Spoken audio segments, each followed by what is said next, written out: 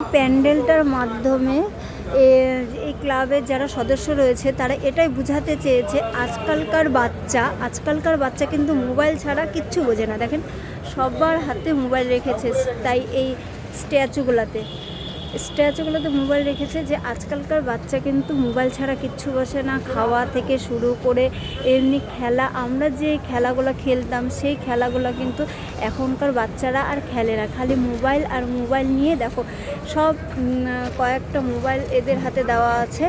এই মোবাইলের প্রভাবে যে আমাদের বাচ্চাদের কতটাই ক্ষতি হচ্ছে সেই জিনিসটাই কিন্তু পুরোপুরি এখানে তুলে ধরে রয়েছে। আমরা ছোটোবেলা কি এই যে গুড্ডি খেলতাম, তারপর ব্যাডমিন্টন খেলতাম, দেখো সব দেওয়া আছে, সাইকেল চালাতাম। এখনকার বাচ্চাগুলো কিন্তু ওই জিনিসটা করে না।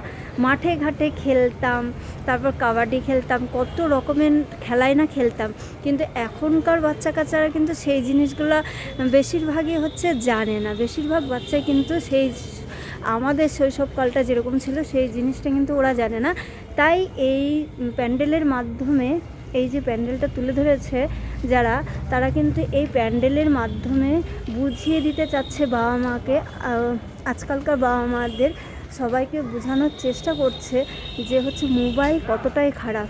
এর পরবর্তীকালে সবাই এই যেরকম স্ট্যাচু হয়ে যাবে, যে মোবাইল এতই যে বাচ্চাদের উপরে প্রভাব পড়ছে তার ফলে কি হতে পারে বাচ্চাদের, সেটাই কিন্তু এখানে তুলে ধরা হয়েছে কথায়। এই যে শৈশবকালে যে বই এখন কিন্তু অনলাইনে পড়াশোনা হচ্ছে, সেই জিনিসটাকেও কিন্তু এখানে সুন্দরভাবে তুলে ধরা হয়েছে। বইয়ের থেকে কিন্তু সবাই এখন মোবাইলেই কিন্তু পড়াশোনা বেশি করছে, বইটাও অত ঘাটাঘাটি কমে যাচ্ছে। আমি বলছি না যে করছে না, কমে যাচ্ছে। সেরকমই এই যে আগে সবাই গাছের তলায় যে বই পড়তো সেই জিনিসটাও কিন্তু এখানে তুলে ধরা হয়েছে। এত সুন্দর করে তুলে ধরা হয়েছে, কি বলবো, এক কথায় একদম অসাধারণ।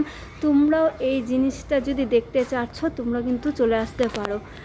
আর এই যে দেখো মা সব বাচ্চা কাচ্চাকে নিয়ে এখানে বসে আছে। আগের যে জিনিসটা সেটাই কিন্তু এখানে সম্পূর্ণটাই তুলে ধরার চেষ্টা করেছে। কীরকম লাগলো তোমরা সবাই জানা।